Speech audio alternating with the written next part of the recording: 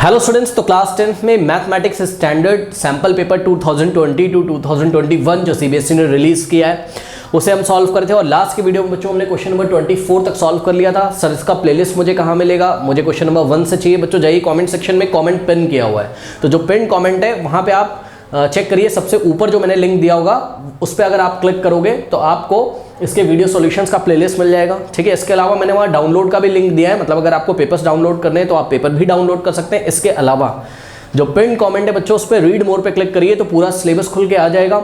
वहाँ पर physics, chemistry, mathematics का हर एक चैप्टर का लिंक आपको मिल जाएगा। ऊपर आपको चैप्टर पढ़ाए हुए मैंने, ठीक है, और नीचे आपको एनसीईआरटी एग्जाम्पलर के लिंक मिल जाएंगे। ठीक है, एनसीईआरटी एग्जाम्पलर भी करा करिए, बोर्ड एग्जामिनेशन के लिए इंपॉर्टेंट है। तो आइए बच्चों स्टार्ट करते हैं हम क्वेश्चन नंबर 25 से इस वीडियो में। क्वेश्चन नंबर 25 कह रहा है कि if tan a = 3/4 find the value of 1/sin a + 1/cos a। बहुत ही हलवा क्वेश्चन है बच्चों, 2 मार्कर क्वेश्चन है। अगर आप इसमें ध्यान से चेक करें, कुछ बच्चे बोलेंगे सर मैं एलसीएम ले लूंगा, इसमें कोई फायदा नहीं है। एलसीएम आप लोगे तो कोई यहाँ पर आइडेंटिटी नहीं लग रही। भाई एलसीएम लोगे तो क्या हो जाएगा? ध्यान चेक करो, साइन और कॉस का एलसीएम क्या हो जाएगा बताइए फटाफट? Sign A into cos A. ठीक है, कॉस ए इधर चलाएगा, साइन ए इधर, तो ऊपर क्या हो जाएगा? कॉस ए और प्लस साइन ए, ऐसा कुछ आ जाएगा। कोई फायदा आपका होने नहीं वाला है, कोई आइडेंटिटी नहीं लग रही है, कुछ नहीं लग रहा है ना, क्योंकि हमें उन्होंने क्या दिया हुआ है? tan a का वैल्यू दिया हुआ है। तो यहाँ पर हम क्या करेंगे? वो ट्राइंगल वाला मेथड कर लेंगे। ट्राइंगल एक फॉर्म कर लेते हैं, ठीक है, याद है आपको? तो यहाँ पे देखिए कि स्टूडेंट्स हमने एक ट्राइंगल बना लिया और इन्होंने क्योंकि हमको tan a दिया हुआ है तो राइट एंगल ट्राइंगल बना लिया। ये सपोज ये हमारा एंगल क्या है? a, सही है। अब एंगल ए के लिए ये क्या आपका बेस है, मैं लिख दे रहा हूँ, तो ये हो जाएगा आपका बेस। ठीक है, ये जो कुछ भी है, अरे नाम रखना, नाम रख दो आप। ट्राइंगल का नाम आपने ए बी सी रख दिया, चलिए क्या दिक्कत है, ठीक है। तो ये बी ए क्या हो गया? आपका बेस हो गया, ठीक, एंगल ए के लिए। और ये 90 के सामने वाला क्या हो गया? हाइपो, इतना तो सबको पता होगा, ठीक है, हाइपोटेन्यूस। और ये क्या बचा आपका? बी सी क्या हो गया? परपेंडिकुलर। बहुत ईजी है, सिंपल है। अब बच्चों ध्यान से करिए, यहाँ सॉल्यूशन में इन्होंने बच्चों हमको tan a जो दिया हुआ है वो कितना दिया हुआ है? 3/4, सही है। तो tan क्या होता है बताइए? tan a क्या होता है? Perpendicular upon base. इसका मतलब परपेंडिकुलर और बेस का रेशियो दिया हुआ है। परपेंडिकुलर और बेस का रेशियो, उसकी लेंथ नहीं दी हुई है, ठीक है। परपेंडिकुलर और बेस की लेंथ का जो रेशियो है वो कितना है? 3:4। और जब भी रेशियो दिया होता है तो हम उसको क्या अज्यूम कर लेते हैं? इसको हम मतलब परपेंडिकुलर को, भाई समझो बच्चों, ये क्या हो जाएगा? देखो, परपेंडिकुलर अपॉन बेस। भूल गए हो क्या? पंडित बद्री प्रसाद हर हर बोल। ओके, आपने पंडित बद्री प्रसाद हर हर बोल वाला है, ये साइन, कॉस, टैन, ये सब तो पता होगा ना। हाँ, तो टैन क्या होता है बताइए? Perpendicular upon base. यानी कि बच्चों ये परपेंडिकुलर की लेंथ नहीं दी हुई है और ये बेस की लेंथ नहीं दी हुई है। लेंथ क्या हो जाएगी इसकी हो जाएगी 3, मतलब परपेंडिकुलर और बेस का लेंथ का रेशियो दे रखा है 3:4, तो लेंथ क्या आ जाएगी? 3K, सब क्लास में आपको बताया। और यहाँ पे क्या हो जाएगा? 4K, ठीक है। के फैक्टर से हम न्यूमरेटर और डिनोमिनेटर में मल्टीप्लाई कर देंगे। यानी कि अगर हम इस फिगर में बच्चों फिल करेंगे तो परपेंडिकुलर हमारा कितना हो जाएगा बताइए? 3K, सही है। और बेस कितना हो जाएगा आपका? 4K। अब हाइपो निकाल सकते हो यहाँ से, बहुत इजी। कितना हो जाएगा? 5K। तो बहुत इजी है। हाँ, कैसे हो जाएगा? ध्यान चेक करो। AC² is equals to what? Is equals to BC² plus BA²। ये पाइथागोरस थ्योरम लगा रहे हैं हम, है ना। तो BC² मीन्स व्हाट? 3K का स्क्वायर और plus AB² means what? 4K का स्क्वायर, ठीक है। 3K² means what? 3 का स्क्वायर 9 होता है, K का स्क्वायर K² होता है, और प्लस 4 का स्क्वायर 16 होता है, K का स्क्वायर K² होता है। 16 + 9 कितना होता है? 25 और K²। तो this implies what? AC is equals to, यहाँ से स्क्वायर हटाओगे, इस पे स्क्वायर रूट लगाओ, 25 का स्क्वायर रूट व्हाट? 5 और K का स्क्वायर रूट K। तो 5K आ गया, यानी कि AC कितना आ गया आपका? हाइपो कितना आ गया? हाइपो आपका 5K आ गया, ठीक है। बात समझ में आएगी नहीं है? चलो बहुत बढ़िया। तो ये आ गया। अब कुछ नहीं करना है हमें, 1/sin a + 1/cos a निकालना है, तो sin a निकाल लो और cos a निकाल लो, ठीक है। तो यहाँ पे पहले हम sin a निकाल लेते हैं। sin a, sin क्या होता है बताइए? Perpendicular upon hypo. परपेंडिकुलर कितना है? सॉरी 3K, और हाइपो कितना है आपका?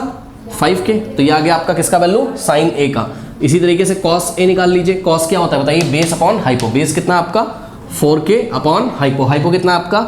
5K, सही है। अब ये जो आपको ये फंक्शन दिया हुआ था, ठीक है, इसकी आपको वैल्यू निकालनी, मतलब now we will calculate what? We will calculate 1/sin a और प्लस 1/cos a, ठीक। कैलकुलेट करते हैं, इज इक्वल्स टू 1/, ध्यान दें sin a की वैल्यू रखिए 3K अपॉन 5K, तो यहाँ रखा हमने क्या? 3K अपॉन 5K, ठीक है, और plus 1/cos a। cos a की वैल्यू कितनी हो जाएगी? 4K अपॉन 5K, सही है, इज इक्वल्स टू में। अब ये जाएगा ऊपर, तो 5K × 1 कितना हो जाएगा? 5K, और अपॉन में क्या हो जाएगा? 3K, सही है। और प्लस ये जाएगा ऊपर 5K × 1 कितना हो जाएगा? 5K, अपॉन में कितना हो जाएगा 4k, ठीक, कोई दिक्कत। अब देखिए ये k से k कैंसिल, यहाँ भी k से k कैंसिल, कितना आ गया आपके पास 5/3 और प्लस 5/4। अगर आप चाहते हैं ना तो आप यहीं पे k से k कैंसिल कर सकते थे, बात समझिए, ये आ जाता आपका 3/5 और ये आ जाता आपका क्या 4/5। तो आप सीधे यहाँ पे वैल्यू रख सकते थे 1/sin a की जगह 3/5 रख देते और cos a की जगह 4/5, तो उससे फर्क नहीं पड़ता है, ठीक है। आप जैसे करना हो वैसा कर लो, मैंने लास्ट में k को काट दिया, k तो कटना ही है ना। नाउ अब देखिए जरा 3 और 4 का एलसीएम कितना आ जाएगा 12, ठीक है। 12 को डिवाइड करिए 3 से 4 आएगा, 4 5 जा कितना हो जाएगा 20 और प्लस 12 को डिवाइड करेंगे 4 से 4 3 जा कितना आ जाएगा 12, तो 3 5 3 जा 15, ठीक है। कितना आ जाएगा ये 35/12। तो this is your final answer, okay. तो कोई डाउट नहीं होना चाहिए। आइए इसमें बच्चों मार्किंग स्कीम हम फटाफट डिस्कस कर लेते हैं।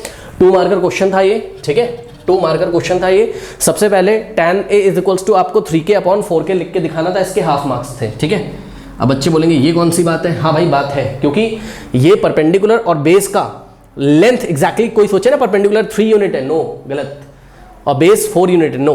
ये एक्चुअल में परपेंडिकुलर का लेंथ और बेस के लेंथ का रेशियो दे रखा है, तो हमें 3k 4k अज्यूम करना पड़ेगा, परपेंडिकुलर 3k और base 4k, where K is some real number, ठीक है, where K is some positive real number obviously, ठीक है, बात समझ में आई कि नहीं। उसके बाद हाफ मार्क्स इसके हो गए। साइन ए और कॉस ए आपको बच्चों निकाल के दिखाना था, साइन ए और कॉस ए निकालने के हाफ मार्क्स थे, मतलब दोनों के मिला के हाफ मार्क्स थे, ठीक है। तो कितना हो गया हाफ हाफ 1 मार्क्स हो गए। और इसके अलावा नेक्स्ट जो था आपका, इन्होंने हाफ मार्क्स रखा था स्टूडेंट्स वैल्यू रखने का, ठीक है। यहाँ पे देखिए, यहाँ पे ये जो आपने वैल्यू रखी है ना 1/sin a + 1/cos a की, ठीक है, तो इसके इन्होंने रखे हैं यहाँ पे जो वैल्यू पुट करी हाफ मार्क्स, कितने हो गए 1.5। और फाइनली आंसर आ गया आपका, तो आंसर मतलब कैलकुलेशन करके जो कैलकुलेशन है अगर आपकी सही है तो हाफ मार्क्स आपको और मिलेंगे, बात समझ नहीं। तो टोटल कितने हो गए 2 मार्क्स, मतलब अगर आपको केवल इतना आता है तो हाफ मार्क्स मिलेंगे, अगर आप साइन ए कॉस निकाल के छोड़ देते हो तो हाफ एंड हाफ 1 मार्क्स मिलेंगे। अगर आप यहाँ तक करते हो और करते करते यहाँ पे कुछ प्रॉब्लम हो जाती है एलसीएम एलसीएम लेने में, तो आपको कितना मिलेगा 2 में से 1.5 कैलकुलेशन के हाफ मार्क्स थे वो आपके कट जाएंगे, बात समझ नहीं कि नहीं, कर लीजिए। क्वेश्चन नंबर 25 कहीं और में आया हुआ था, मतलब या तो आप पहले वाला करें या तो ये करें, तो आप देख रहे हो मतलब ट्रिग्नोमेट्री से इसके पहले वाला भी आया था, ऑप्शन में भी ट्रिग्नोमेट्री, मतलब ऐसा मत समझिए कि आप कोऑर्डिनेट ज्योमेट्री पढ़ के गए हो तो कोऑर्डिनेट ज्योमेट्री के साथ वो ट्रिग्नोमेट्री लगा देंगे, ऐसा नहीं है। ट्रिग्नोमेट्री के साथ ट्रिग्नोमेट्री ही लगाया, यानी कि पढ़ के तो सब कुछ जाना पड़ेगा, ठीक है। तो बच्चों आइए ऑप्शन वाला भी क्वेश्चन कर लेते हैं। यहाँ पर दिया है if √3 × sin θ - cos θ = 0 and theta is what greater than 0 and less than 90। इसका क्या मतलब है कि थीटा कहाँ है फर्स्ट क्वाड्रेंट में, ठीक है, ये हमने क्लास में आपको बताया हुआ है। इसका मतलब बच्चों कुछ नहीं है, देखिए यहाँ से यहाँ तक एंगल कितना बताया था आपको हमने 0 डिग्री से लेके ये एक्स एक्सिस वाली लाइन 0 डिग्री और ये हो गई आपकी 90 डिग्री, ठीक। तो फर्स्ट क्वाड्रेंट में 0 से 90 डिग्री और फर्स्ट क्वाड्रेंट में all the ratios are positive, मतलब चाहे साइन थीटा हो, चाहे कॉस थीटा हो, टैन थीटा हो, कॉस, जितने भी रेशियोज आपने पढ़े हुए हैं सारे के सारे क्या होते हैं पॉजिटिव। तो ऑल पॉजिटिव होता था फर्स्ट क्वाड्रेंट में, याद है आपको, और बस ऑल पॉजिटिव वाला केस ही आपको क्लास 10th में पढ़ना है, इसलिए अभी हम सेकंड क्वाड्रेंट, थर्ड, फोर्थ ये सब डिस्कस नहीं करें, क्लास में तो डिटेल में पढ़ाया हुआ है, कोई दिक्कत नहीं है। तो आपको क्या निकालना है, find the value of theta, आपको बताना है हाँ भाई एंगल ये थीटा एंगल कितना है, ठीक है। तो ये थीटा जो भी आएगा ना बच्चों वो 0 और 90 के बीच में ही आएगा, देख लीजिएगा, ठीक है। तो वैसे तो थीटा बहुत सारे आ सकते हैं general solution, but you will learn that thing in class 11th, अभी आपको नहीं करना है। तो अब देखिए यहाँ पर बच्चों ये जो आपको रिलेशन दिया है, देखिए सॉल्यूशन में हम क्या करेंगे, सॉल्यूशन में हम क्या करेंगे √3 × sin θ - cos θ = what 0। अब देखिए दो तरीका है, या तो cos θ को आप राइट में भेज दो पॉजिटिव हो जाएगा, और या तो एडिंग cos θ बोथ साइड, ठीक है। तो चलो मैं यही कर लेता हूँ, cos θ को मैंने राइट में ऐड किया और cos θ को मैंने लेफ्ट में ऐड किया, बिकॉज आपको पता है कोई भी क्वांटिटी होगी हम उसको बोथ साइड किसी भी इक्वेशन में ऐड कर सकते हैं। देखिए cos θ पॉजिटिव नेगेटिव ये चला गया कैंसिल हो गया, और 0 + cos θ कितना हो जाएगा 0 में कुछ भी ऐड करोगे तो वही आ जाएगा, यानी cos θ आ गया। और लेफ्ट हैंड साइड क्या बचा आपके पास, चेक करिए, लेफ्ट हैंड साइड √3 × sin θ ऐसा बच गया। अब ध्यान दें स्टूडेंट्स, यहाँ पे पढ़ रहा है सामने cos, यहाँ पढ़ रहा है sin। एक बात तुरंत समझ में आ रही होगी, tan बना लो, tan बना लो, बहुत इजी है। बताओ tan थीटा कैसे बनेगा, dividing by cos theta both side.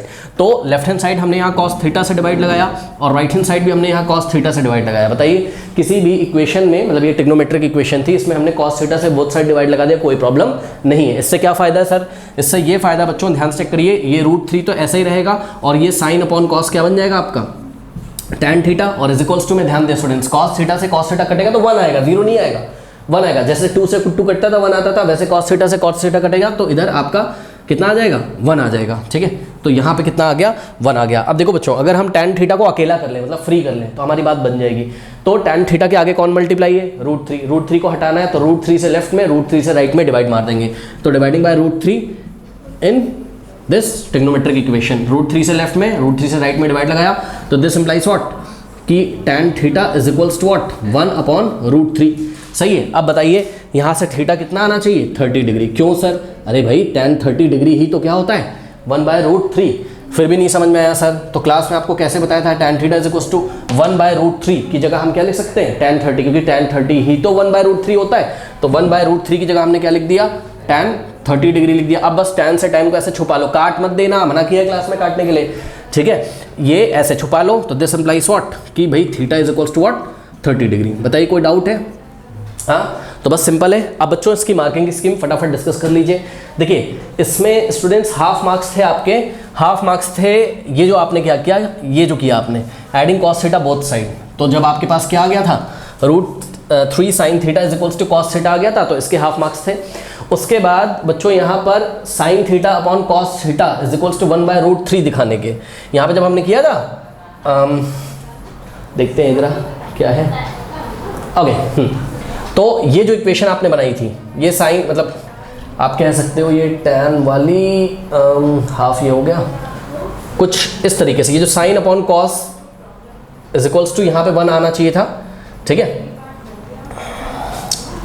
According to your marking scheme ये कहना चाहते हैं sine theta upon cos theta is equals to, पहले ये कट गया 1 बच गया, इधर बच गया था क्या √3 से अगर हम बोथ साइड डिवाइड लगा देते तो ये √3 इधर आ जाता ना, तो हाफ मार्क्स इसके इसने रखे थे, ठीक है। हमने ये चीज़ नहीं दिखाई तो उसमें कोई मार्क्स नहीं कटेंगे जो हमने किया, उसकी आप टेंशन ना लो, बिकॉज बीच में वो स्टेप आ गया, √3 से हमने बाद में डिवाइड किया तो उससे फर्क नहीं पड़ता है, ठीक है। मतलब हाँ, तो हाफ मार्क्स आपके इसके थे, और उसके बाद आपके हाफ मार्क्स थे, ये थोड़ा सा ना ऊपर नीचे प्रिंट है तो इनकी मार्किंग स्कीम भी समझ में आती नहीं है। tan theta is equals to 1/√3 के हाफ मार्क्स हो गए, ठीक है। तो हाफ मार्क्स फिर आपके इसके हो गए कि साइन अपॉन कॉस को आपने क्या लिखा tan, और tan इज इक्वल्स टू 1/√3, मतलब साइन अपॉन कॉस tan होता है कि नहीं होता है ये आपको पता है कि नहीं, तो 1/2 मार्क्स इसके थे। और फाइनल स्टेप के कि tan थीटा 1/√3 है, तो थीटा कितना हो जाएगा 1/2, ठीक है। कोई डाउट है? तो ये आपकी मार्किंग स्कीम थी। और बच्चों देखिए 2 मार्कर क्वेश्चन, ऐसा क्वेश्चन तो गलत होना ही नहीं चाहिए, हलवा आपको फ्री में एकदम मार्क्स मिल रहे हैं, ठीक है ना। कर लीजिए क्वेश्चन नंबर 26। देखिए कह रहा है in the given figure quadrilateral ABCD circumscribing a circle with centre OAD is perpendicular to AB। तो ध्यान से चेक करो, यहाँ पर क्वाड्रिलेटरल ABCD की बात करी गई है, ठीक है। तो देखते हैं बच्चों, क्वाड्रिलेटरल AB ओके और CD दिख रहा है आप लोगों को। देखिए आपके शायद बच्चों जो डाउनलोड किया आपने वहाँ पे ये B प्रिंट नहीं है, करेक्ट कर लीजिएगा, ABCD, ठीक है। तो ये क्वाड्रिलेटरल ध्यान चेक करो ABCD, तो ये वाला क्वाड्रिलेटरल है, इसमें एक सर्कल ऐसे सर्कमस्क्राइब है। सर्कमस्क्राइब मीन्स व्हाट कि इस क्वाड्रिलेटरल के जितने भी साइड्स हैं, ठीक है, वो सर्कल की बाउंड्री को टच करते हैं, आप ऐसे समझ सकते हो, ठीक है। ध्यान चेक करो, क्वाड्रिलेटरल ABCD का साइड AB, ये देखो यहाँ पॉइंट P पे टच करते हुए निकल रहा है सर्कल को। क्वाड्रिलेटरल ABCD का साइड BC सर्कल को पॉइंट Q पे टच करता हुआ निकल रहा है। इसी तरीके से साइड CD सर्कल को पॉइंट R पे टच करता हुआ निकल रहा है, और साइड AD सर्कल को S पे टच करता हुआ निकल रहा है। बात समझ में आई कि नहीं आई? ठीक है, तो फिगर समझ में आ गया। अब इस फिगर में बच्चों ध्यान चेक करिए, OS कितना दिया हुआ है हमको 10 सेंटीमीटर। अब इन्होंने क्या बोला है, अच्छा बोला भी, देखिए if the radius of in circle is 10 centimetre, ठीक है। तो O से लेके S तक का जो डिस्टेंस है वो कितना है 10 सेंटीमीटर। और ध्यान चेक करो बच्चों, ये 90 होगा कि नहीं होगा बताइए, क्यों? क्योंकि ये देखिए ये AS क्या है, AS क्या है, टेंजेंट है, और AS अगर टेंजेंट है बच्चों तो रेडियस टेंजेंट पे क्या होती है परपेंडिकुलर, या रेडियस आपकी टेंजेंट के साथ 90 डिग्री बनाती है। तो AS is perpendicular to what OS, okay. तो ये चीज़ हो गई। एक तो कह रहा है then find the value of x। बच्चों ध्यान चेक करिए, आपको x का वैल्यू निकालना है। तो ये x है क्या, ध्यान चेक करो, x है क्या A से लेके B तक, मतलब AB का लेंथ आपको निकालना है। अब एक बार बताइए AB का लेंथ आप कब निकालोगे, जब AP की लेंथ पता हो और PB की लेंथ पता हो, यानी कि AB is equal to what AP और प्लस PB। ये बहुत बढ़िया क्वेश्चन है, इसकी प्रैक्टिस आप कर लीजिएगा। AP प्लस PB है, बहुत ईजी है। देखिए अभी करते हैं इसको। देखिए बच्चों अगर आप इसमें कंस्ट्रक्शन कर लें, ठीक है, कैसे, ये सेंटर O है, ये वाला सेंटर O है, तो यहाँ से अगर आप O से अगर आप P को ज्वाइन कर दें, O से अगर आप P को ज्वाइन कर दें तो भाई ये भी तो 90 होगा, बताइए होगा कि नहीं होगा, ये भी 90 होगा, ठीक है ना। तो ये अगर आपका 90 है, ठीक, तो ध्यान चेक करिए हमने क्या किया, हमने सॉल्यूशन में क्या किया बच्चों, ज्वाइन किया, किसको बताइए, join point O to P we get what OP, join point, join, अरे बस मैं OP लिख दे रहा हूँ, आप लोग समझ लेना, join point O to P we get what OP, ठीक है। तो OP is perpendicular to what, OP is perpendicular to AP, why, because we know that radius is perpendicular to tangent. ध्यान से चेक करो, टेंजेंट पॉइंट A से जो tangent आ रही AP है, AP पे रेडियस OP परपेंडिकुलर होगी, ये बात हमें पता है। अब आप बच्चों ध्यान से चेक करिए, कोऑर्डिनेटर SOPA को देखो, ध्यान से चेकना, इन कोऑर्डिनेटर SOPA, ध्यान से चेक करिएगा, ये देखिए SOPA, ये भी तो एक कोऑर्डिनेटर है, कोऑर्डिनेटर जिसके 4 साइड्स होते हैं, ये तो पता है आपको, ठीक। इस कोऑर्डिनेटर में बच्चों ये वाला एंगल 90 है, ये भी 90 और ये भी, तो ये बचा हुआ ऑटोमेटिकली कितना हो जाएगा 90। हाँ क्यों, क्योंकि किसी कोऑर्डिनेटर के चारों एंगल्स का सम कितना होता है 360, तो भाई 90 + 90 + 90 270, तो यही आ गया। तो एंगल O कितना हो जाएगा 360 माइनस 270 60 डिग्री, ठीक है। तो ये एक ऐसा कोऑर्डिनेटर है जिसके ऑल द एंगल्स आर 90, जिसके सभी एंगल्स क्या हो गए 90। अगर हम इसके साइड्स भी इक्वल दिखा दें तो ये क्या बन जाएगा स्क्वायर, क्योंकि एक ऐसा कोऑर्डिनेटर जिसके ऑल द एंगल्स 90 हो जाए, ऑल 4 एंगल्स 90 हो जाए और उसके ऑल द साइड्स इक्वल हो जाए तो वो स्क्वायर होता है, ठीक है। देखिए मैं आपको दिखाता हूँ, यहाँ पर बच्चों अगर आप ध्यान से करें तो ये जो सर्कल है, ये वाला जो सर्कल है जिसका सेंटर O है, इसके एक्सटर्नल पॉइंट A से 2 टेंजेंट ड्रॉ किए गए, AP और AS। ये AB पूरा टेंजेंट का लेंथ नहीं है, टेंजेंट का लेंथ कहाँ से कहाँ तक होता है, एक्सटर्नल पॉइंट से पॉइंट ऑफ कॉन्टैक्ट तक। तो AP is equals to what AS, ठीक है। तो AP is equals to what AS, आपको एग्जाम में लिखना पड़ेगा what tangent drawn from the external point A से ड्रॉ किए गए टेंजेंट AP और AS के आपस में इक्वल है, ठीक है। बात समझ कि नहीं आई, ठीक है। तो ये हो गया। अब यहाँ पर आपने देखा क्या कि अगर AP AS के इक्वल हो गया स्टूडेंट्स, AP AS के क्या हो गया इक्वल हो गया, ठीक है। ये इक्वेशन 1 है। हाँ ऑल्सो एक बात बताइए बच्चों, जब आपने इसको 90 90 90 90 इसको दिखा दिया, ये पैरेललोग्राम तो पक्का पहले ही हो गया था, यह रेक्टेंगल तो चलो हो गया था, और रेक्टेंगल के भाई रेक्टेंगल का हर एक एंगल तो 90 होता है, इतना तो कंफर्म होना, ठीक है। तो रेक्टेंगल के ऑपोजिट साइड्स भी क्या होते हैं इक्वल होते हैं कि नहीं होते हैं, इसका मतलब AP is equals to what OS, ठीक है।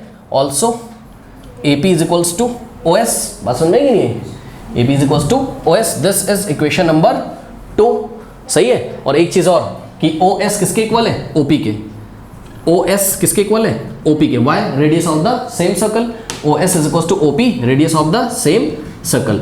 अब ध्यान से चेक करो बच्चों, इक्वेशन नंबर 1 और इक्वेशन नंबर 2 से, ठीक है। AP AS के भी इक्वल है और AP OS के भी इक्वल है, इसका मतलब AS किसके इक्वल हो जाएगा OS के, मतलब ये AS किसके इक्वल हो जाएगा OS के, सही है। नहीं समझ में ये बात, तो फ्रॉम 1 and 2 भाई AS भी तो किसके इक्वल है AP के, OS भी किसके इक्वल है AP के, तो इसका मतलब कि क्या कि सॉरी यहाँ पर क्या हो गया, हाँ AS किसके इक्वल है AP के और OS किसके इक्वल है AP के, तो दोनों इक्वेशंस के लेफ्ट हैंड साइड क्या है इक्वल, तो राइट हैंड साइड इक्वल हो जाएंगे। तो from equation 1 and 2, from equation 1 and 2 what implies कि AP is equals to what, sorry AS is equals to what OS, कोई डाउट है।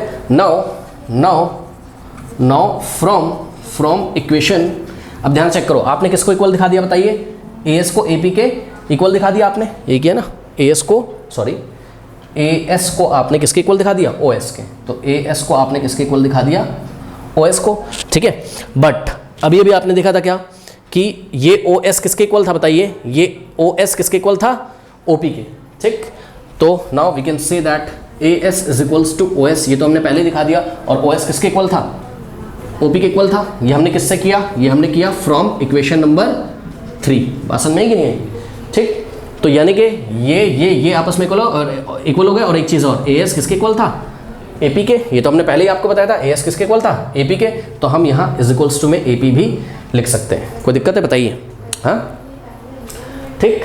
तो इस तरीके से all the 4 sides equal, hence what, hence कौन सा कोऑर्डिनेटर लिया था आपने OSAP is a what square, ठीक है।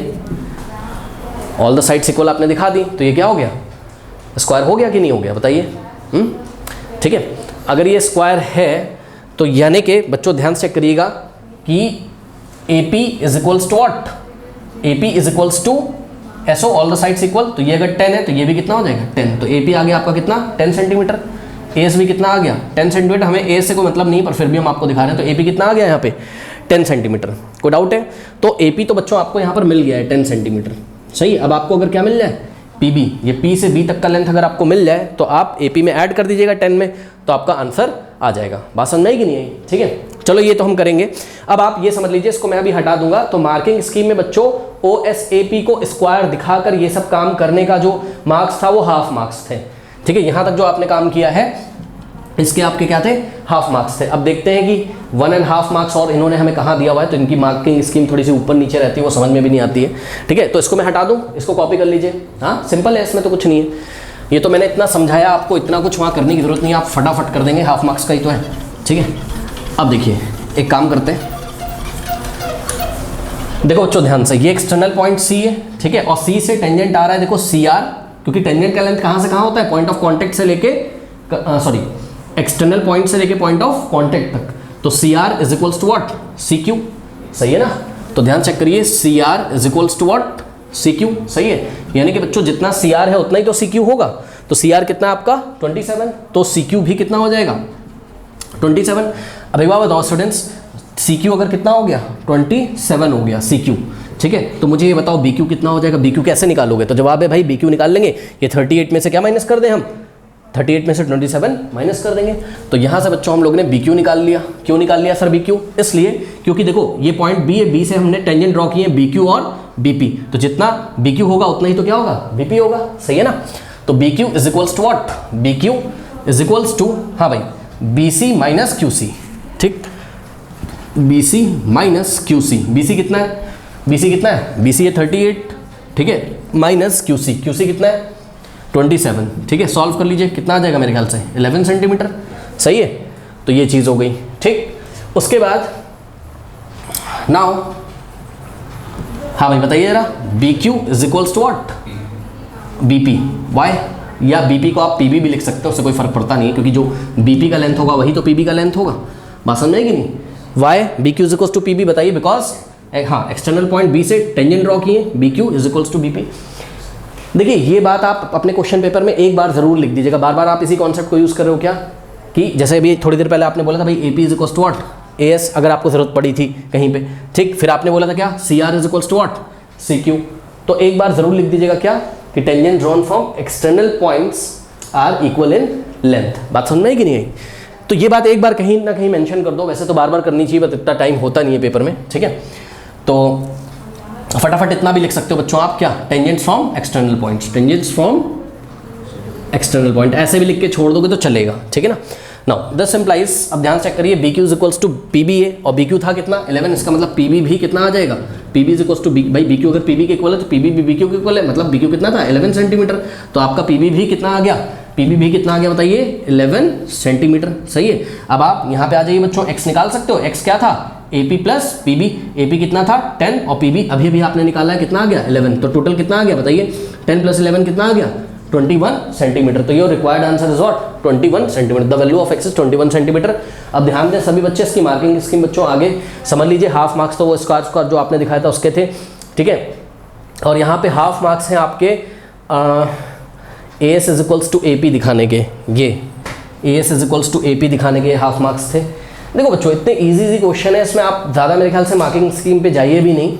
ठीक है, क्योंकि आप बिल्कुल इसको सही करके आएंगे एग्जाम में, आशा करता हूँ मैं। तो गलत होने की कोई संभावना नहीं है। अगर आपका लास्ट में आंसर परफेक्ट आया, बिल्कुल करेक्ट आया है ना, तो आपको 2 आउट ऑफ 2 मिलेंगे। ठीक है, और उसके बाद बच्चों इन्होंने हाफ मार्क्स रखे हैं किसके, BQ निकालने के। ये जो BQ 11 आया है तो हाफ मार्क्स तो इसके रखे हैं, तो कितने हो गए 1.5, और हाफ मार्क्स रखे हैं फाइनल आंसर निकालने के। आशा करता हूँ ऐसे क्वेश्चंस आप लोग गलत नहीं करेंगे। ठीक है, कर लीजिए। क्वेश्चन नंबर 27 कह रहा है कि prove that 2 minus root 3 is irrational given that root 3 is irrational. देखो हमको 2 माइनस रूट 3 को इरेशनल करना है, और गिवन क्या है कि रूट 3 इज इरेशनल। अब कुछ बच्चे इसमें क्या करते हैं, प्रॉपर्टी लगा देते हैं, कहते हैं सर 2 रैशनल है और रूट 3 क्या है इरेशनल, और रैशनल और इरेशनल का डिफरेंस हमेशा क्या होता है, इरेशनल, हेंस प्रूफ्ड। हाँ ये बात सही है, लेकिन ऐसे नहीं प्रूफ करना आपको। ठीक है, तो देखो बच्चों यहाँ पर ये क्वेश्चन 2 तरीके से आ सकता है एग्जाम में। जैसे हमने क्वेश्चन पेपर में पूछा था, हमने क्या पूछा था कि first of all prove that root 3 is irrational, hence proof 2 minus root 3 is irrational, या 2 + √3 इज इरेशनल। बट यहाँ पर क्या कर दिया, यहाँ पर इन्होंने गिवन है क्वेश्चन में क्या कि √3 इरेशनल है, तो जो भी गिवन होता है उसका आप यूज कर लोगे, उसका आप हेल्प ले सकते हो क्वेश्चन में, ठीक है। तो आपको √3 इरेशनल है ये बात प्रूव करने की जरूरत नहीं है। अगर वो बोलते कि first of all prove that √3 is irrational, hence prove that 2 - √3 irrational, तो हम पहले √3 को इरेशनल करते, जैसे कॉपी में हम करते थे, जैसे आपको क्लास में हमने सिखाया है। बट अभी हम ऐसा नहीं करेंगे। तो अभी हम क्या करेंगे बताइए, अभी हम कॉन्ट्रडिक्शन मेथड से इसको प्रूव करना स्टार्ट करते हैं। तो जो भी इन्होंने कहा है जस्ट उसका उल्टा हम अज्यूम कर लेंगे, उसका जस्ट अपोजिट अज्यूम कर लेंगे। 2 - √3 इज इरेशनल इन्होंने बोला है, तो हम क्या करेंगे, let us assume what, let us assume 2 - √3 is a what, is a rational number, ठीक है, इज अ रैशनल नंबर, ठीक है। तो 2 - √3 को हमने रैशनल नंबर अज्यूम कर लिया। अब एक बात बताइए, 2 - √3 अगर रैशनल नंबर आपने अज्यूम कर ही लिया है, तो इसका मतलब 2 - √3 जो भी होगा वो a/b का फॉर्म होगा, where a and b are what, को प्राइम। याद है आपको, where a and b are को प्राइम मीन्स इनका 1 के अलावा कोई भी कॉमन फैक्टर नहीं होना चाहिए। a and b are what, को prime, and also what, b should not equals to 0, b की वैल्यू 0 नहीं होनी चाहिए, नहीं तो नॉट डिफाइंड हो जाएगा, ठीक। इसके बाद क्या करते थे, आपको याद होगा, हम √3 को अलग कर लेते थे, ठीक है। तो √3 को अगर आप अलग करोगे, कैसे करोगे, देखो ये 2 हो गया, a/b को लेफ्ट में लाओगे तो -a/b हो जाएगा, और √3 जो कि नेगेटिव है राइट में जाके कैसा हो जाएगा, पॉजिटिव हो जाएगा, ठीक है। अब क्या करते थे, अब हम एलसीएम लेते थे यहाँ पर, ठीक है। 2 के नीचे कुछ नहीं है तो 1 अज्यूम करेंगे, 1 और b का एलसीएम कितना आ जाएगा, b को 1 से डिवाइड करोगे आएगा कितना, b 2 अरे सिंपल यार, इसको इधर मल्टीप्लाई कर दो ना, b × 2 हो जाएगा, और माइनस इधर 2 के नीचे 1 था, 1 × a is equals to what, √3, ऐसा आ गया, ठीक है। तो उसके बाद आपको एक चीज़ और बतानी थी, where a and b are some integers, where a and b are को prime, also a and b are some integers, ठीक है। a और b क्या है, कोई इंटीजर्स है लेकिन को प्राइम है, हम ऐसा को प्राइम मतलब आपस में कटेंगे नहीं, है ना, 1 के अलावा उनका कोई भी कॉमन फैक्टर नहीं होगा। अब एक बार बताइए, यहाँ पर ध्यान से चेक करिए कि 2b - a/b ये क्या होगा, एक रैशनल नंबर, ठीक है। तो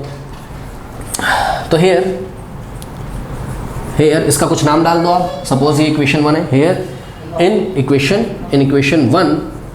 1 left hand side is what, left hand side is what, left hand side तो रैशनल हो गई, left hand side is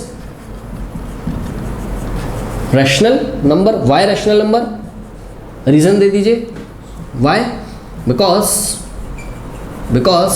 a and b are some integers, ठीक है। a और b अगर कोई इंटीजर थे, खुद दिमाग लगाओ, a और b कुछ भी हो तो ये पूरा रैशनल ही तो आएगा, p/q के फॉर्म का। मान लो a 1 है और b कितना है 2, लेट अस अज्यूम, या a 3 है, b कितना है 2, तो यहाँ पे जब वैल्यू रखोगे तो p/q का फॉर्म का ही तो आएगा। a और b क्या है हमें नहीं पता ना, हमें जानने की जरूरत है, हम एक कॉमन सी बात करेंगे भाई, a और b कोई भी इंटीजर है, तो इसको अगर हम सॉल्व करेंगे तो क्या आएगा, ये रैशनल नंबर ही तो आएगा p/q के फॉर्म का, where q is not equals to 0, क्योंकि डिनोमिनेटर में क्या है b, और हमने पहले ही बोल दिया था कि b is not equals to 0, तो ये p/q के फॉर्म में आएगा, ठीक है, जो कि रैशनल होगा। बट इसका राइट हैंड साइड क्या है, इरेशनल है। कैसे पता भाई, √3 रैशनल क्वेश्चन में गिवन है, ठीक है।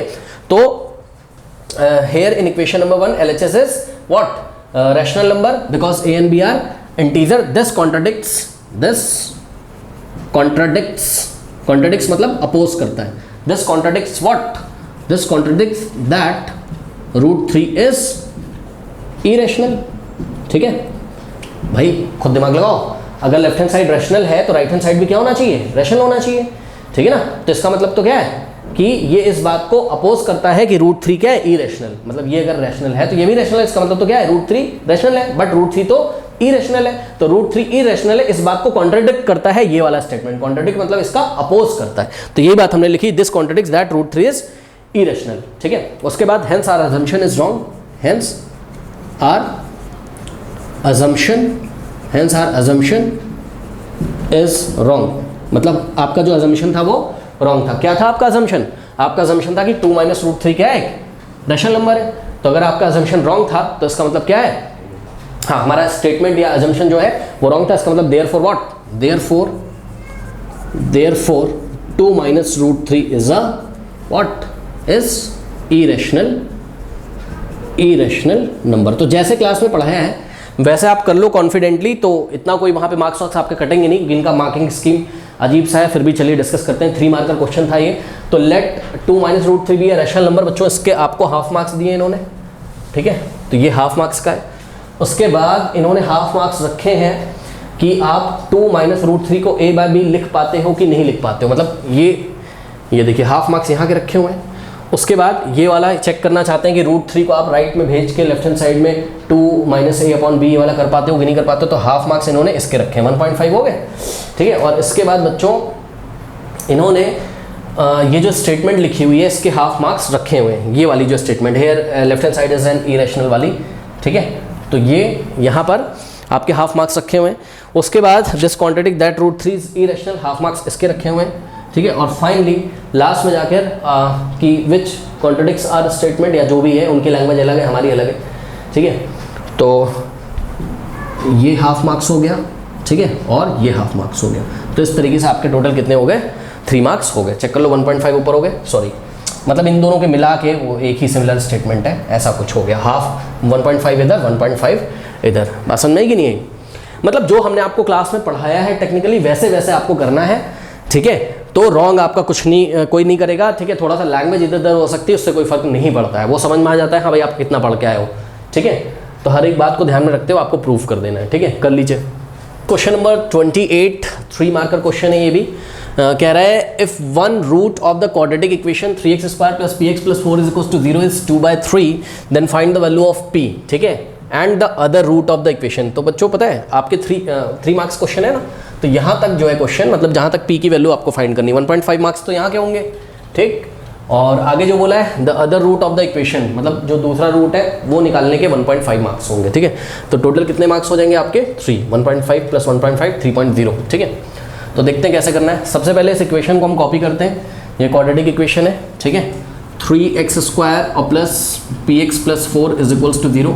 अब देखिए if one of the root of the quadratic equation के 2 रूट्स होते थे, अल्फा बीटा याद है आपको। रूट्स क्या होते हैं, x की ऐसी वैल्यूज जिन वैल्यूज को अगर हम क्वाड्रेटिक इक्वेशन में रखें तो क्वाड्रेटिक इक्वेशन मतलब जो होती है वो 0 के इक्वल हो जाती है ऑब्वियसली, मतलब क्वाड्रेटिक इक्वेशन में जो लेफ्ट हैंड साइड वाली वैल्यू होती है 0 के इक्वल हो जाती है, ठीक है।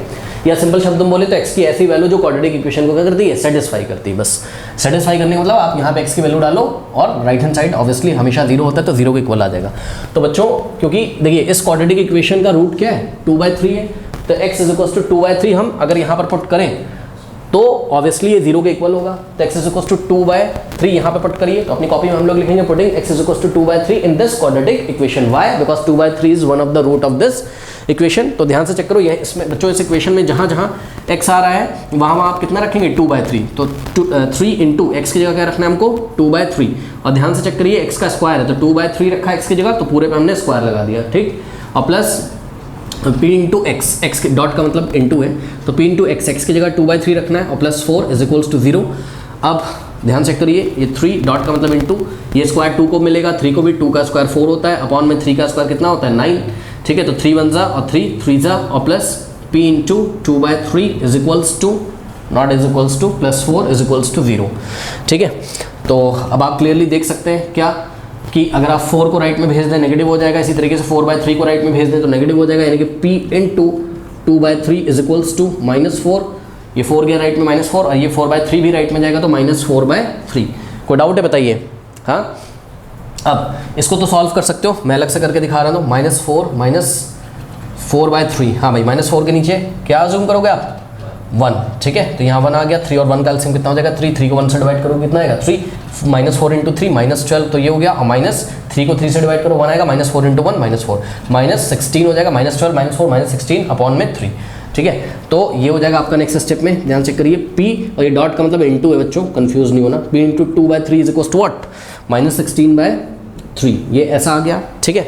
अब एक काम करिए, क्या 2/3 से बोथ साइड डिवाइड लगा दीजिए, ठीक है। तो दिस इम्प्लाइज, ध्यान चेक करिएगा, p × 2/3 = में कितना था, -16/3 था, dividing by what, 2/3 both side, 2/3 से लेफ्ट में, 2/3 से राइट में डिवाइड लगा दीजिए, तो क्या हो जाएगा, ये तो कैंसिल हो जाएगा। तो दिस इम्प्लाइज p = इसको कैसे सॉल्व करोगे, -16/3 ऐसे ही रहेगा और डिवाइडेड बाय के लिए हमने ऐसे लगाया और 2/3, ठीक है। फिर हम क्या करेंगे, यहाँ क्रॉस लगा के इसको रेसिप्रोकल कर देंगे, तो क्रॉस लगा के हमने यहाँ 3/2 लिख दिया। ठीक, 3 से 3 कैंसिल हो गया, 2 1 ज़ा 2 8 ज़ा, तो the required value of P is what, -8। ठीक है, इतना आ गया। अब यहाँ पर मैं आपको बच्चों ध्यान रखिएगा, पी का वैल्यू -8 आ चुका है, मैं आपको आगे कराऊंगा, बट मार्किंग स्कीम यहाँ तक की डिस्कस कर लीजिए। यहाँ पे 1.5 मार्क्स आपको मिल जाएंगे। कैसे, देखिए बच्चों, हाफ मार्क्स तो ये इक्वेशन कॉपी करने के दिए थे इन्होंने, उसके बाद हाफ मार्क्स इन्होंने आपको दिए हुए हैं यहाँ पर वैल्यू बच्चों पुट करने के। ठीक है, मतलब आपको चेक करना चाहते हैं क्या कि नहीं, हाफ मार्क्स इसके दिए होंगे, ये बच्चों थोड़ा सा मिस प्रिंट है, बड़ा कंफ्यूज करता है। ठीक है, हाफ मार्क्स मेरे ख्याल से इसके दिए होंगे जब आपने एक्स की वैल्यू यहाँ पर रखी। ठीक है, और हाफ मार्क्स फिर इन्होंने यहाँ पे इक्वेशन बनाने के दिए होंगे, जो आ गई ना आपकी 4/3 + p 2/3 + 4 = 0 एक्स की वैल्यू रखने के बाद, तो हाफ मार्क्स इसके होंगे।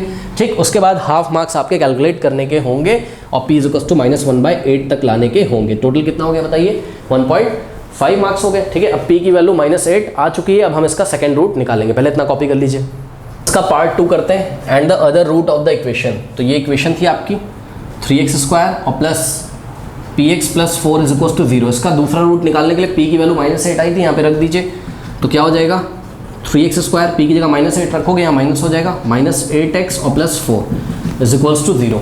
ठीक, अब स्प्लिटिंग द मिडिल टर्म कर लीजिए, 4 3 = 12 होता है, तो -8 को आप क्या लिखोगे, -6x और -2x, क्योंकि माइनस माइनस प्लस साइन लगेगा, माइनस का -8x और -6x × -2x क्या हो जाएगा, +12x² हो जाएगा, क्योंकि 4 3 ज़ा प्लस का 12x² आया था, तो बिल्कुल सही हमने किया। इसके बाद क्या कर लिया, यहाँ से हमने 3x कॉमन ले लीजिए, तो 3x कॉमन लेंगे, यहाँ क्या बचेगा, x - 3x कॉमन चला गया तो 2 बचेगा, और यहाँ से -2 कॉमन लोगे तो यहाँ पे साइन नेगेटिव था, कैसा हो जाएगा, पॉजिटिव, और यहाँ पॉजिटिव था, कैसा हो जाएगा, नेगेटिव हो जाएगा। सही है, ये तो बहुत ईजी है, सभी बच्चों को पता होगा। अब यहाँ से देखिए x - 2 कॉमन आ रहा है, फर्स्ट टर्म में भी सेकंड टर्म में भी, तो क्या हो जाएगा, x - 2 कॉमन हो गया, क्या बचेगा, 3x - 2, 3x - 2 = व्हाट, 0।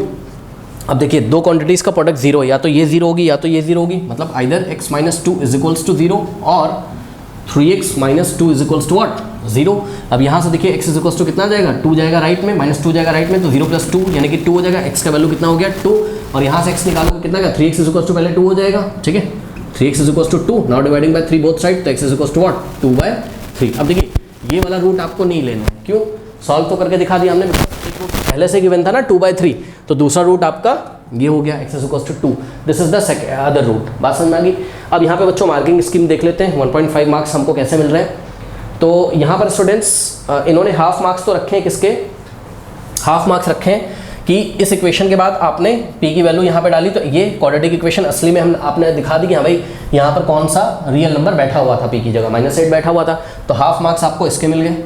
सही है, मतलब अगर आपने इतना भी कर दिया, आपके पास टाइम नहीं, तो आपको हाफ मार्क्स इसमें मिल जाएंगे, पर फिर भी हमें तो पूरा करना है ऑब्वियसली। उसके बाद स्टूडेंट्स इन्होंने हाफ मार्क्स आपको दिए हुए हैं स्प्लिटिंग द मिडिल टर्म के, तो ये स्प्लिटिंग द मिडिल टर्म के हाफ मार्क्स दिए हुए हैं, और उसके बाद हाफ मार्क्स दिए हैं, मतलब पूरी कैलकुलेशन करके ये 1/2 निकालने के लिए, तो टोटल 1.5 मार्क्स इसके हो गए। ओके, कर लीजिए स्टूडेंट्स। क्वेश्चन नंबर 28 देखिए, मतलब 28 में और में दिया था, मतलब या तो इसके पहले वाला करना था क्वाड्रेटिक इक्वेशन का 3 मार्कर क्वेश्चन, या तो ये करना था।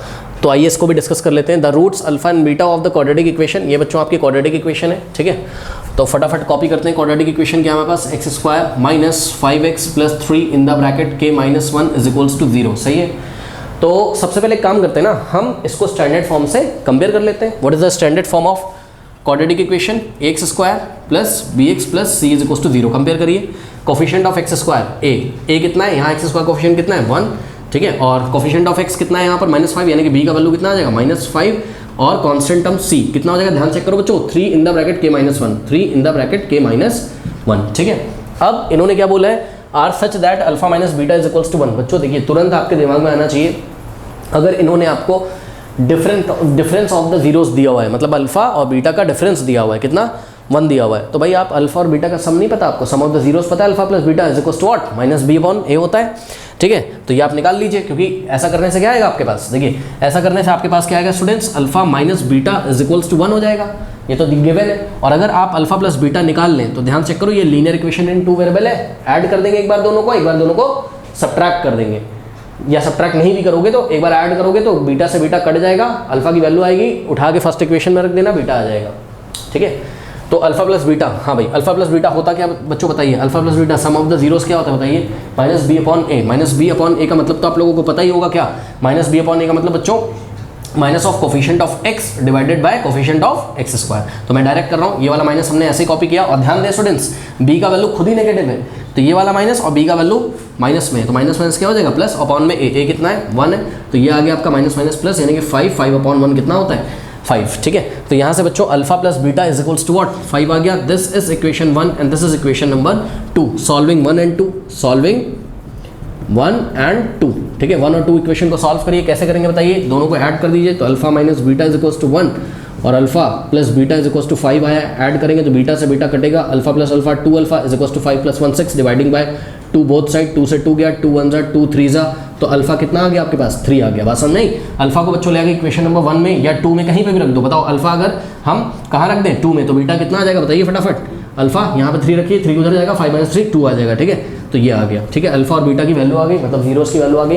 अब इन्होंने हमसे क्या बोला था बताइए, find the values of find the value of के, ठीक है। तो के का वैल्यू कैसे निकलेगा, प्रोडक्ट ऑफ जीरोस वाला फंडा लगा के, ठीक है। तो प्रोडक्ट ऑफ जीरोस क्या होता है बताइए, alpha into beta, product of zeros क्या होता था सी बाय ए, सी बाय का मतलब constant term upon coefficient of x square, ठीक है। तो अल्फा इंटू बीटा यानी कि alpha into beta is equal to c upon a. What is c, c is 3 in the bracket के minus 1 upon में a is what 1, ठीक है, तो अपॉन में 1। अब एक बात बताइए, 3 इन द ब्रैकेट के माइनस 1 अपॉन में 1 लिखने का कोई मतलब नहीं है, फिर भी हमने लिख के एक बार दिखा दिया एग्जाम में। अब ध्यान दें स्टूडेंट्स, अल्फा कितना है बताइए, अल्फा 3 है, बीटा कितना है 2, तो 3 इंटू 2 कितना हो जाएगा 6 is equals to 3 in the bracket के माइनस 1 अपॉन में 1 लिखने की जरूरत नहीं है कुछ भी, ठीक है। अब इसको सॉल्व कर लीजिए, 6 is equals to 3 into k 3k और 3 into minus 1 minus 3, now adding 3 both side, ठीक है। तो 3 हमने राइट में और 3 हमने लेफ्ट में ऐड किया, इससे क्या फायदा है, अरे सॉल्व तो कर लोगे ना, ये 3 से 3 चला गया और लेफ्ट में क्या आ गया 6 plus 3 9 is equals to 3 into k 3k dividing by 3 both side, तो 3 से 3 गया, 3 1 जा 3 3 जा, तो k का वैल्यू कितना आ गया 3 आ गया, ठीक है। तो the required value of k is equals to what 3। कोई डाउट है बताइए। मार्किंग स्कीम बच्चों 3 मार्क का क्वेश्चन था, तो इसमें आपके 1.5 मार्क्स तो डिसाइड किए हुए हैं अल्फा और बीटा निकालने के, ठीक है। तो कैसे डिसाइड किए बच्चों को समझ लो, ठीक है। इन्होंने क्या किया है कि ये जो फर्स्ट इक्वेशन है, फर्स्ट इक्वेशन बनाने के सेकंड इक्वेशन बनाने के हाफ मार्क्स हो गए, अजीब सी बात है, फर्स्ट इक्वेशन बनाने के पता नहीं क्यों हाफ मार्क्स दिए हुए हैं, फिर इन दोनों को सॉल्व करके अल्फा और बीटा लाने के हाफ मार्क्स हो गए, ठीक। तो ये हो गया 1.5 मार्क्स, ठीक है। उसके बाद स्टूडेंट्स आपके इन्होंने प्रोडक्ट ऑफ जीरो वाला कॉन्सेप्ट लगाने के, यानी कि alpha into beta is equal to c upon a, मतलब ये करने के, क्या alpha into beta is equal to 6 रखने के, ठीक है। इन्होंने तो कैसे किया आपके पेपर में, ऐसे दिखा दिया कि भाई आप भी दिखा देना बेटा एक बार, alpha into beta is equal to 6, नहीं भी दिखाओगे ना कोई मार्क्स नहीं काटेगा, अल्फा इंटू बीटा की जगह हमने 6 तो रख दिया ना। तो ये दिखाने के लिए इन्होंने हाफ मार्क्स रखे थे कि भाई प्रोडक्ट ऑफ द जीरोस वाला फंडा लगाने आता है कि नहीं आता है आपको। और उसके बाद इन्होंने स्टूडेंट्स फिर हाफ मार्क्स इसके रखें कि आपने इस पूरे को उठा के 6 के सामने रखा है कि नहीं, वो तो ऑटोमेटिकली आ गया मेरा, क्या दिक्कत है, ठीक है। उसके बाद के की वैल्यू आ गई आपकी कितनी 3, हाफ मार्क्स इसके रखे हैं, तो ये 1.5 मार्क्स इसके रखे हैं। बताइए कोई डाउट है, कर लीजिए। क्वेश्चन नंबर 29 जो है आपका, ठीक है, मैंने लिखा नहीं, मैं आपको समझा देता हूँ। कह रहा है इन द गिवन फिगर, बढ़िया क्वेश्चन है, थोड़ा सा घुमा कर दिया हुआ है, इसलिए कहता हूँ एनसीईआरटी एग्जाम्पलर आप लोग प्रैक्टिस करिए, ठीक है। कह रहा है in the given figure ABCD is a square of side 14 centimetre, ठीक है। तो ABCD is a square of side 14 centimetre, ठीक है। तो ये बच्चों स्क्वायर है, ध्यान दीजिएगा ये क्या है, स्क्वायर है, यानी कि AB भी 14 सेंटीमीटर है, BC भी और DC भी और AD भी। तो साइड कितनी दी हुई है इसकी 14 सेंटीमीटर, ठीक है। लिख नहीं रहा हूँ मैं, फटाफट आपको पढ़ के समझा देता हूँ। कह रहा है semi circles are drawn with each sides of square as diameter, ठीक। मतलब समझो, ठीक है, जैसे कि मान लो कि ये DC जो साइड है, DC जो स्क्वायर की साइड है, इसको डायमीटर अज्यूम करके एक सेमी सर्कल ड्रॉ किया गया। तो बताइए अगर DC बच्चों डायमीटर होगा तो यहाँ कहीं उसका सेंटर होगा, और ये देखिए ये सेमी सर्कल ऐसे बना दिया गया, कोई दिक्कत है बताइए, हाँ ये सेमी सर्कल ऐसे बन गया, सही है।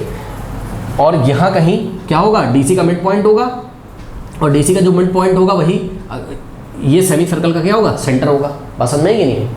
इसी तरीके से स्टूडेंट्स BC का मिड पॉइंट यहाँ कहीं है, और BC को डायमीटर मान के अगर हम सेमी सर्कल ड्रॉ करें तो ये देखिए ये ऐसे करके एक सेमी सर्कल आएगा, ठीक। और इसी तरीके से AB को अगर हम डायमीटर मान ले तो यहाँ कहीं सेंटर आएगा, और सेंटर से अगर इसको सेंटर अज्यूम करके एक सर्कल सेमी सर्कल ड्रॉ किया जाए तो वो सेमी सर्कल ऐसे करके आ जाएगा। तो पीछे जाके आपको देखना पड़ेगा ये वाला सेमी सर्कल।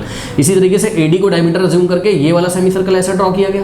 तो इस तरीके से आपके पास टोटल कितने सेमी सर्कल ड्रॉ करिए, 1 2 3 4 सेमी सर्कल्स ड्रॉ किए गए। सही है, कोई डाउट है बताइए। अब क्वेश्चन करते हैं, कहने find the area of the shaded region, find the area of the shaded region. तो ये सॉरी ये शेडेड रीजन का आपको एरिया फाइंड करना है, ठीक है ना। और अगर आप अपनी एनसीईआरटी बुक उठा के देखें तो ऐसा क्वेश्चन नहीं है, घुमा दिया उन्होंने आपको ये जो पेटल्स है इसका एरिया मेरे ख्याल से पूछा था एग्जांपल वगैरह में कहीं पे जो हमने पढ़ाया था, ठीक है। तो अब ये शेडेड रीजन का निकालना है, देखिए कैसे निकालेंगे। इसको निकालने के लिए फटाफट बच्चों मैं आपको रिवाइज कराता हूँ, क्या सेगमेंट क्या होता है और सेक्टर क्या होता है, ठीक है। तो याद करिए सेक्टर क्या होता है। सबसे पहले तो सेक्टर को बनाने के लिए 2 रेडियस होने चाहिए थे, ये देखिए, और यहाँ पर एक एंगल होना चाहिए था। तो ये आपका सेक्टर है, ए बी और ओ, ये क्या है, पूरा सेक्टर है, बात समझ में।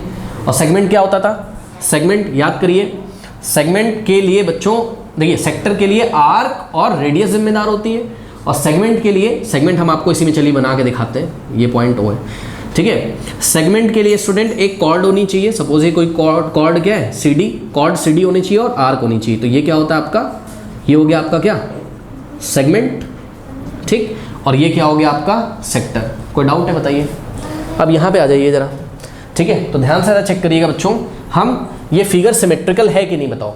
मतलब मेरा तो सही से नहीं बना है, आपके क्वेश्चन पेपर में सिमेट्रिकल का क्या मतलब होता है सर, अगर हम यहाँ से मतलब मिड पॉइंट को ऐसे मिड पॉइंट मिला के ऐसे पेपर फोल्ड कर दें, ठीक है, तो ये वाला पेटल इसको कवर कर लेगा, ये वाला पेटल इसको कवर कर लेगा, ये वाला शेडेड रीजन इसको कवर कर लेगा, ये वाला शेडेड रीजन मतलब यहाँ से जहाँ से आपने मोड़ा है, तो ये देखिए 2 ये ऐसे कुछ, ये मिड पॉइंट है यहाँ कहीं, ठीक है। तो जब ऐसे पलट के रखोगे तो इतना पोर्शन जो शेडेड रीजन है इसको कवर कर लेगा। बात समझ में गई, सिमेट्रिकल का ये मतलब है। कोई डाउट है बताइए। अब यहाँ पे बच्चों ध्यान से अगर आप चेक करो तो हमने मान लीजिए इसका नाम ओ रख दिया, इसका नाम क्या रख दिया हमने, पॉइंट ओ रख दिया, ठीक है। चलो बहुत बढ़िया, ये वाला पॉइंट ओ है आपके पास, ठीक। और ओ से हमने डीसी पे एक परपेंडिकुलर ड्रॉ किया, सही है। और डीसी का लेंथ कितना है, 14 सेंटीमीटर, सही है। अब एक बात बताइए, आपको यहाँ पर एक सेमी सर्कल ये वाला दिख रहा है कि नहीं दिख रहा है, ठीक। इस सेमी सर्कल का रेडियस कितना है बताइए, 7 भाई, ओ से लेके सी तक, सॉरी इसका कुछ नाम रख दो, ओ एम। तो हमने क्या किया, ओ एम परपेंडिकुलर ड्रॉ किया किस पे, डीसी पे, ठीक है। तो एम से लेके सी तक कितना हो जाएगा, 7 सेंटीमीटर, हाफ हाफ हो जाएगा ना, सिमेट्रिकल फिगर है, वो सब दिखाने की जरूरत नहीं आपको, हाफ हाफ क्यों हो जाएगा, ठीक है। ऑब्वियसली ये एम सी और एम डी ये क्या होगा, radius of this semi circle. बात समझ में आई कि नहीं आई, ठीक है। अब यहाँ पे ध्यान चेक करो, अगर मैं आपको बोलूँ कि आपको कहीं पर आपको कहीं पर एक और कंस्ट्रक्शन कर लो बच्चों, देखो नहीं समझ में आ रहा है, एक और कंस्ट्रक्शन कर लो, ऐसे ये एक डायगोनल ये वाला खींचो AC, और दूसरा डायगोनल आप कौन सा खींचो, दूसरा डायगोनल आप ड्रॉ करो क्या, BD, सही है, ओके। अब ध्यान दो बच्चों, देखिए ये जो एक पेटल है, वन पत्ती जैसा जो आपको दिख रहा है, जब इसके बीच से ये लाइन गई है बताइए, तो इसके राइट हैंड साइड और लेफ्ट हैंड साइड वाला एरिया इक्वल है कि नहीं है। अगर मैं इस डॉट डॉट वाली लाइन से इसको ऐसा फोल्ड कर दूं तो ये वाला पोर्शन इसको कवर कर लेगा कि नहीं कर लेगा, ये बात समझ में आती कि नहीं आती।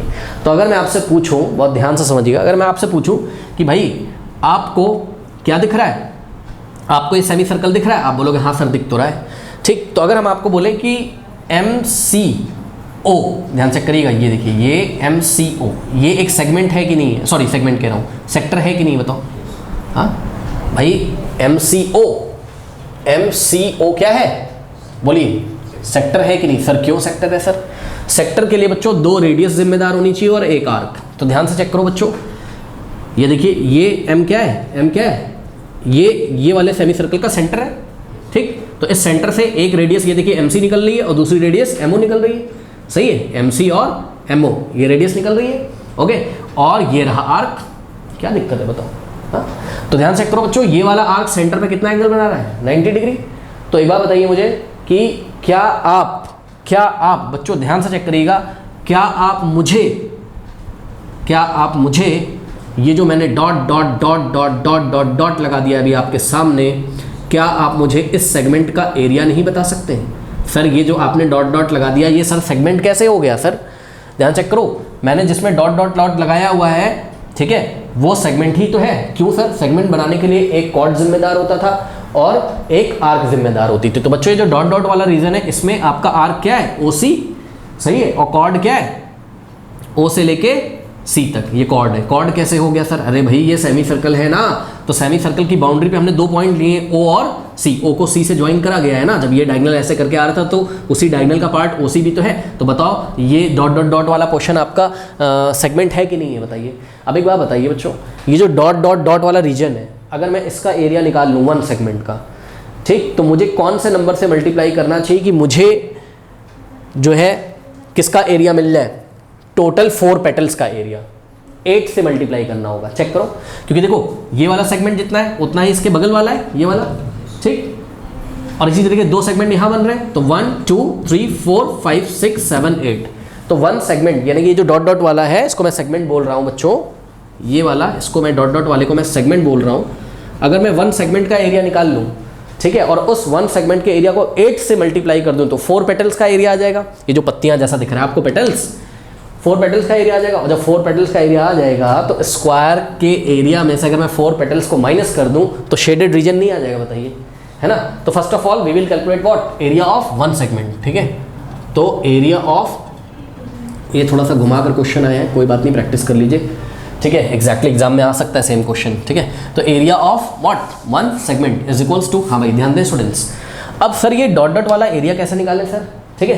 तो बच्चों एक बात बताओ, बहुत ईजी है। तो ये देखो ये वाला जो है आपका, ये वाला पोर्शन, नाम देखिए ओ सी एम, ये पूरा दिख रहा है, ये क्या है, सेक्टर है। सेक्टर में से किसको हटा दो, ट्राइंगल को। चेक करो, ट्राइंगल ओ सी, अरे चलो भाई आपकी खुशी के लिए हमने बोला ये वाला पॉइंट क्या है, ओ, और यहाँ पर चलिए एक और पॉइंट पी रख दिया, क्या दिक्कत हो गई बताइए।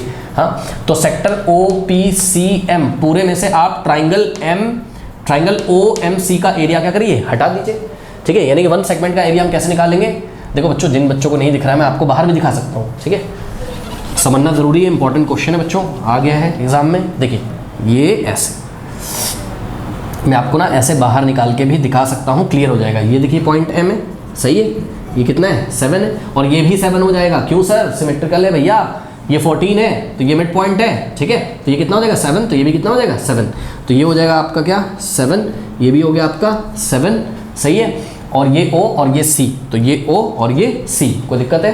अब ये देखिए ये पेटल ऐसे करके गई हुई है, ये ऐसे और ये ऐसे, कोई दिक्कत है। और मैं इस टाइम क्या निकाल रहा हूँ, ये डॉट डॉट डॉट डॉट वाला निकाल रहा हूँ, बताइए कि नहीं निकाल रहा हूँ, हाँ। और ये वाला एंगल कितना है बच्चों, बताइए 90 है कि नहीं है, और ये सेक्टर ही तो है, तो सेक्टर में से मैं किसको माइनस करूंगा, इस ट्राइंगल को ही तो माइनस करूंगा। अच्छा यहाँ पे मैंने पॉइंट P भी रख दिया है नाम इसका, कोई बात नहीं है। तो area of 1 segment is equals to what, is equals to area of sector. बच्चों सेक्टर आप अपने फिगर में यहाँ अगर पॉइंट P बोल देते हैं इसको, तो OPCMO, ये सेक्टर का नाम हो जाएगा, ठीक, कोई दिक्कत है बताओ, चेक करो ना, OPCMO, इसमें से आप किसको माइनस कर दीजिए, ट्राइंगल को, minus area of what, area of triangle का नाम बोलिए OMC, triangle OMC which is a right angle triangle, okay. Now what is the formula for area of sector, theta upon 360, ठीक है। तो थीटा कितना है, देखिए यहाँ सेंटर पे कितना बना है, थीटा, बताया था ना आपको थीटा कैसे बनता है, यहाँ दोनों एंड पे हाथ रखते हुए कहाँ पे ले जाओ, सेंटर पे, और चेक कर लो कि एंगल कितना बना है, ठीक है। थीटा कितना है 90 upon 360, theta upon 360 into pi r square, और आर कितना है आपका 7, तो पाई इंटू आर का स्क्वायर यानी कि 7 का square, okay, minus area of triangle OMC, area of triangle बच्चों OMC, half into base into height, half into base कितना है 7, और इत्तेफाक से हाइट भी कितनी 7, बात समझ में कि नहीं आई, ठीक है। तो ये 91 सा 90 होता है बच्चों, 94 था, तो आगे आ गया क्या आपके पास 1/4, और पाई की वैल्यू रखेंगे आप लोग तो 22/7 इंटू 7 इसको लिख लेते हैं, अभी 7 के स्क्वायर को 7 इंटू 7 लिख लेते हैं, और यह आ जाएगा आपके पास 1/2, 7 7 49 हो गया, चलो लिख ही लेते हैं, कोई दिक्कत तो है नहीं। और ये 7 से 7 स्टूडेंट्स कैंसिल हो गया, और यहाँ पर 2 11 22, 2 2 4, तो यहाँ पर हो गया स्टूडेंट्स आपके पास 11 इंटू 7 कितना होता है बोलिए 77 अपॉन में 2, सॉल्व तो कर ही लोगे, माइनस 49 अपॉन में 2, हाँ भाई 7 यहाँ माइनस करिए, 77 माइनस 49 कितना हो जाएगा, यहाँ पे आएगा 17 माइनस 9 8 हो जाएगा, है ना। और यहाँ बचेगा कितना 6 माइनस 4 कितना हो गया 2, ठीक है। तो ये आ गया कितना आपके पास 14, तो स्टूडेंट्स यहाँ आ गया आपके पास 14 सेंटीमीटर स्क्वायर। एरिया की यूनिट क्या होती है, स्क्वायर यूनिट्स, तो यहाँ पे यूनिट क्या है सेंटीमीटर इसलिए सेंटीमीटर स्क्वायर। तो बच्चों ये 1 डॉट वाले पोर्शन का एरिया है, ठीक। अब आप क्या करेंगे, area of 4 petals, area of what 4 petals, जो कि फिगर में आपको दिखाई गई थी, कैसे निकालोगे, हाँ भाई ध्यान से करो, यार देखो, अगर आपको कंफ्यूजन है बच्चों, आप एरिया ऑफ वन पेटल निकाल लो ना, क्या दिक्कत है, एरिया ऑफ वन पेटल निकाल लो। अभी हाफ का निकाला है, हाफ पेटल का, और ये सिमेट्रिकल फिगर है, ऐसे पलट के रखोगे तो ये भी तो नहीं होगा जितना ये, यानी कि जो आंसर है उसको 2 से क्या कर दो पहले मल्टीप्लाई। अब तो सही है, अब तो सही है। तो कितना हो जाएगा बताइए, 28 सेंटीमीटर स्क्वायर। तो यानी कि बच्चों ये पूरा पेटल का आपको मिल गया कि नहीं एरिया, बताइए। तो वन पेटल का अगर कितना है 28, तो 4 पेटल का नहीं निकाल पाओगे, वन पेटल का निकाल लिया तो 4 से मल्टीप्लाई कर दो, 4 पेटल का आ जाएगा। तो क्या हो जाएगा बताइए, यहाँ से हो जाएगा area of 4 petals is equals to what, 4 into 28। Solve करते हैं, 4 8 जा क्या 32, 3 सही है ना, 4 8 जा 32, 3 4 2 जा क्या 8 + 3 कितना हो गया 11 सेंटीमीटर स्क्वायर। तो 4 पेटल्स का एरिया 112 सेंटीमीटर स्क्वायर आ गया। अब क्या करना है बताइए, अब हाँ करना कुछ नहीं है भाई, ध्यान से करो। आपको उन्होंने शेडेड रीजन मांगा था ना ये वाला, मतलब पेटल को छोड़ दो बाकी सब कुछ बता दो, तो कैसे निकलेगा, खुद दिमाग लगाओ। स्क्वायर में से 4 पेटल्स का एरिया माइनस कर दो, ठीक है।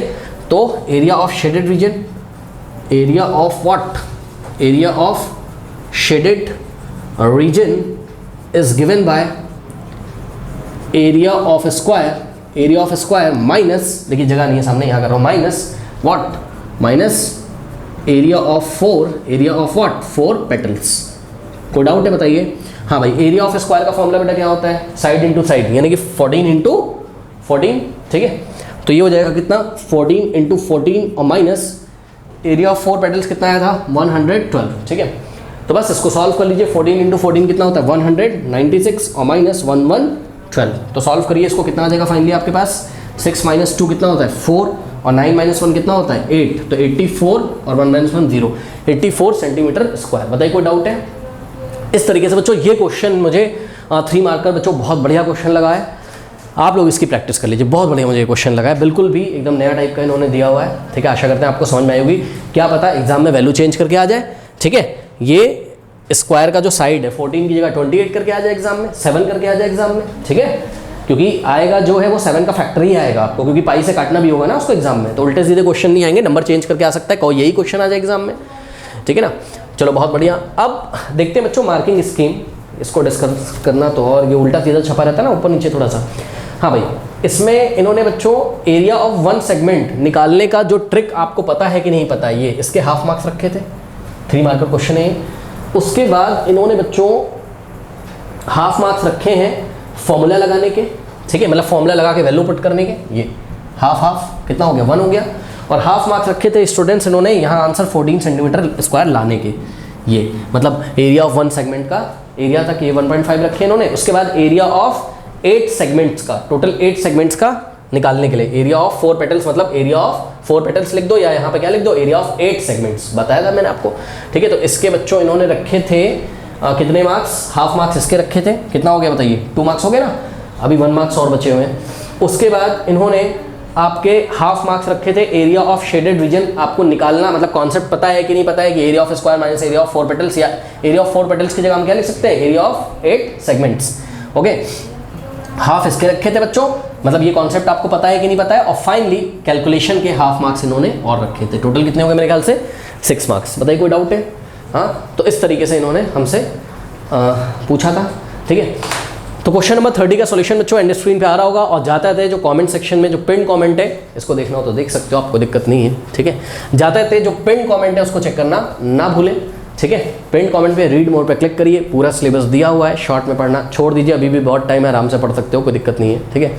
चलिए फिर मिलते हैं नेक्स्ट वीडियो में, तब तक के लिए पढ़ते रहिए, बढ़ते रहिए, all the best. Question number 30 का सॉल्यूशन एंड स्क्रीन पे आ रहा होगा।